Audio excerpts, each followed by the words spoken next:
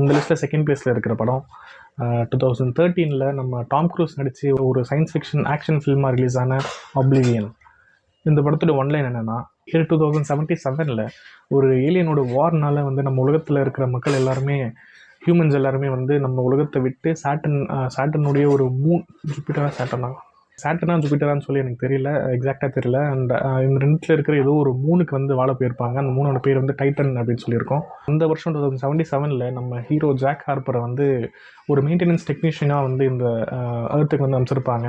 திடீர்னு ஸ்பேஸ்லேருந்து ஒரு space ship நம்ம உலகத்தில் கிராஷ் லேண்டிங் ஆகுது. அண்ட் அந்த ஸ்பேஸ் ஷிப்பில் இருக்கிறவங்க எல்லாருமே ஹியூமன்ஸ் தான். நம்ம எர்த்தை கார்ட் பண்ணிட்டு இருக்கிற ரோபோட்ஸ் அங்கே அதில் மற்ற ஹியூமன்ஸ் எல்லாருமே சுட்டுட்டு இருக்கோம். அப்போ ஒரே ஒரு பொண்ணை மட்டும் இவர் ஜாக் ஹார்ப்பர் காப்பாற்றி கூட்டிகிட்டு வந்துடுறாரு.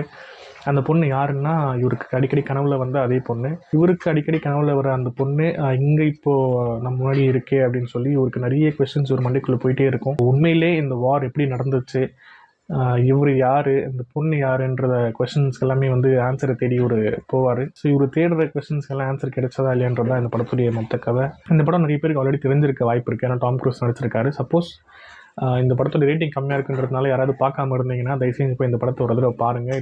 இது ரொம்ப ரொம்ப இன்ட்ரெஸ்டிங்கான ஒரு ஃபிலிம். டாம் க்ரூஸ் இருக்கிறதுனால கண்டிப்பாக இந்த படத்துக்கு பட்ஜெட்டுமே கொஞ்சம் பெரிய பட்ஜெட் தான். அதனால் இந்த படத்துடைய விஷுவல் குவாலிட்டியுமே ரொம்ப ரொம்ப சூப்பராக இருக்கும். அண்ட் இந்த படத்துடைய கிளைமேக்ஸ் ட்விஸ்ட்லாம் நான் சுத்தமாக எதிரே பார்க்கல. ஒரு சூப்பரான ஒரு பயங்கரமான கிளைமேக்ஸ் ட்விஸ்ட்டோட இந்த படத்தை முடிச்சிருப்பாங்க. அது ரொம்ப ரொம்ப நல்லாயிருக்கும்.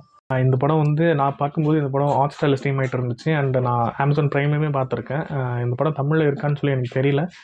நீங்கள் செக் பண்ணி தமிழை பார்க்கணுன்னா பாருங்கள். நான் பார்க்கும்போது ஹாட்ஸ்டாரில் ஸ்ட்ரீம் ஆகிட்டு இருந்துச்சு. ஸோ நீங்கள் ஃப்ரீயாக இருந்தீங்கன்னா கண்டிப்பாக இந்த படத்தை மிஸ் பண்ணாமல் ஒரு தடவை பாருங்கள். கண்டிப்பாக இதுவுமே ஒரு தரமான படம்.